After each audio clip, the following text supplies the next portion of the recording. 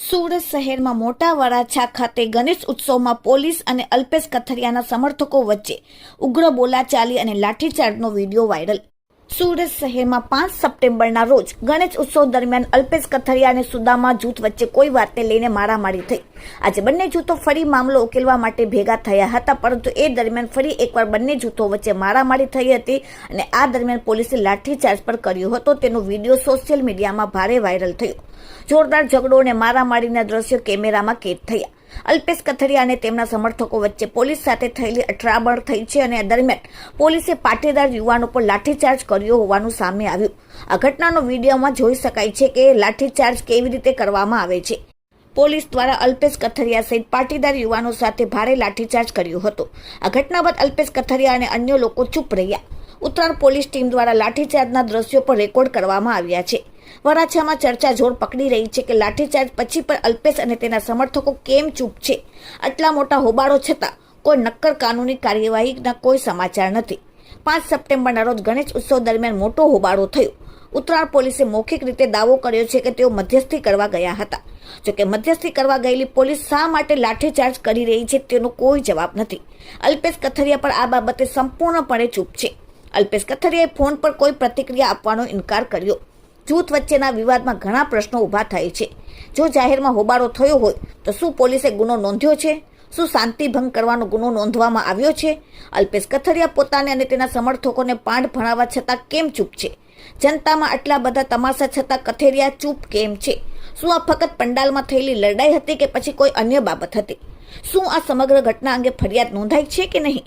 અલ્પેશ કથિરિયા આ બાબતે પ્રતિક્રિયા કેમ ન આપી? પોલીસે મામલો થાળે પાડવાનો પ્રયાસ કર્યો, પણ દંડ કેમ ફટકારવામાં ન આવ્યો? હાલમાં સમગ્ર સોશિયલ મીડિયામાં વિડીયો વાયરલ થયા બાદ કાયદો વ્યવસ્થાની પરિસ્થિતિ પર સવાલો ઊભા થઈ રહ્યા છે। એક પોલીસ કર્મચારી અલ્પેશ કથિરિયાને ધક્કો મારીને મોં સામે આંગળી ચીંધીને કહે છે કે તું તારો અવાજ નીચે રાખજે। સામે અલ્પેશ કહે છે કે બધું રહેશે। ત્યાર પછી મામલો શાંત પડતા પોલીસ કર્મચારી કહે છે કે લઈ જાઓ, ગાડીઓમાં એકેય જાય નહીં। ત્યાર પછી એક પોલીસ કર્મચારી અલ્પેશને પાછળથી પકડે છે, એટલે અલ્પેશ તેને આગળ નીકળ કહેતા હોય એ રીતે આંગળી ચીંધે છે। હાલ ભાગ તુકારાવાળી, તારી પાસે રાખજે, તું કોર મને કહેવા વાળો, આવું બધું વિડીયોમાં જોઈ શકાય છે। આ સમગ્ર મામલે ડીસીપી ઝાલાએ કહ્યું કે મામલાની તપાસના આદેશ એલ ડિવિઝનના એસીપીને આપવામાં આવ્યા છે। તપાસ અહેવાલ આવ્યા બાદ જ આગળની કાર્યવાહી કરવામાં આવશે। Bureau report, daily India TV, Surat.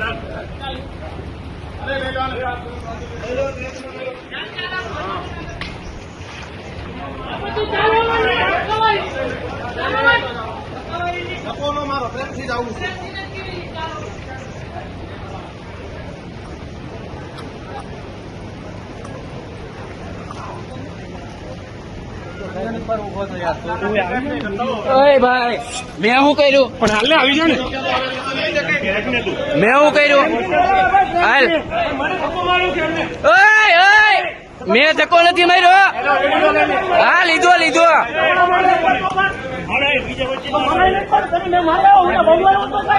મારવા મળ્યો, મજા આવે એટલે તમે ડાયરેક્ટ પર્સનલ તો પ્રશ્ન ગાડી લે, હાલ હવે તને દેખાડજો। પેલા એને વાગ્યું છે, શાંતિ રે, મૂકી દે, વાયથી મૂકી દે, પેલા ઈ આવે છે, મૂકી દે, ઈ આવે છે ભાઈ, વાયથી મૂકી દે, વાગ્યું છે અને પોલીસ ઉપર હુમલો કર્યો છે। હા, વિડીયો હે। હાલો હાલો હાલો, છે બધું છે। અમે આવીએ છીએ। ના ના, આપણી સાથે હુમલો છે। હાલો હાલો હાલો હાલો, છે આખો છે, આખો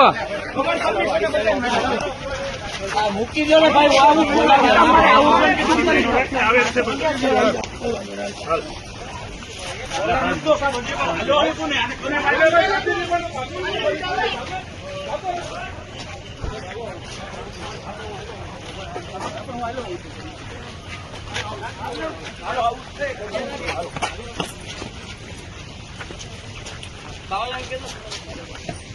ચાલ ચાલ। હા, હું આવું છું। હા, બહાર જ આવું। ગાડી બોલાવો।